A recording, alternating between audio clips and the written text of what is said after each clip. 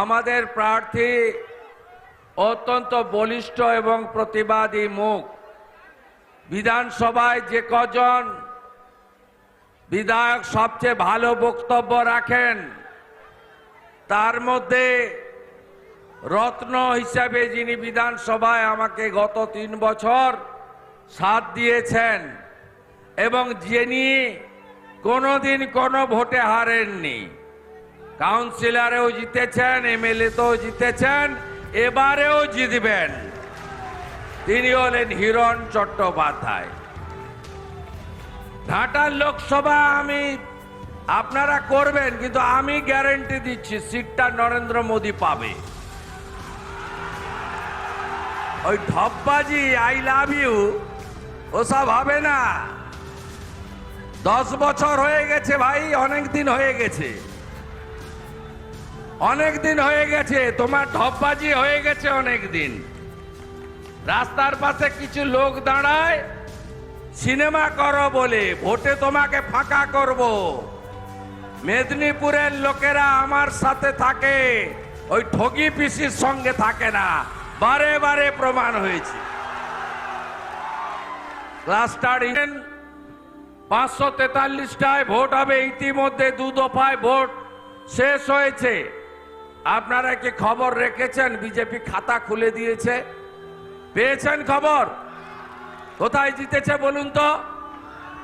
গুজরাটের সুরাট থেকে বিজেপি প্রার্থী বিনা প্রতিদ্বন্দ্বিতায় জিতে গেছে।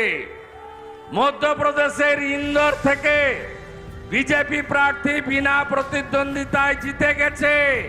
তাই তো সবাই বলছে এইবার ফের একবার, আবার একবার মোদিজির নেতৃত্বে বিকশিত ভারতের লক্ষ্যে আমরা সবাই কাজ করছি। বিপুল জয় আমাদের হবে, কারণ দেশের নির্বাচন, কোন দেশের লোক তার দেশকে অরক্ষিত থাকুক চায় না, দেশ বিপদে পড়ুক চায় না। তাই নরেন্দ্র মোদীজিকে তৃতীয়বারের জন্য প্রধানমন্ত্রী করতে ঘাটাল লোকসভা কেন্দ্রে হিরণময় চট্টোপাধ্যায়, হিরণকে পদ্ম ফুলে ভোট দিতে হবে আপনাদের। আপনারা জানেন যে এই তৃণমূল তোলামূল তারা চুরি ছাড়া আর কোন কাজ পশ্চিমবঙ্গে করতে পারেনি। একদিকে সীমাহীন চুরি, ওদিকে গুন্ডা মাফিয়া অত্যাচারীদের হাতে এই রাজ্যকে তারা ছেড়ে দিয়েছে। আপনারা জানেন লড়াইতে কোথাও তৃণমূল নেই, লড়াই হচ্ছে কার সাথে? একদিকে জনতা মানে বিজেপি, ভারতীয় জনতা পার্টি, আর অন্যদিকে পুলিশ।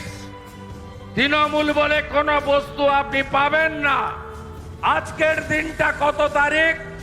2রা মে 2021 সালে আজকের দিনে পশ্চিম বাংলায় 57 জন ভারতীয় জনতা পার্টিকে খুন করেছিল এরা।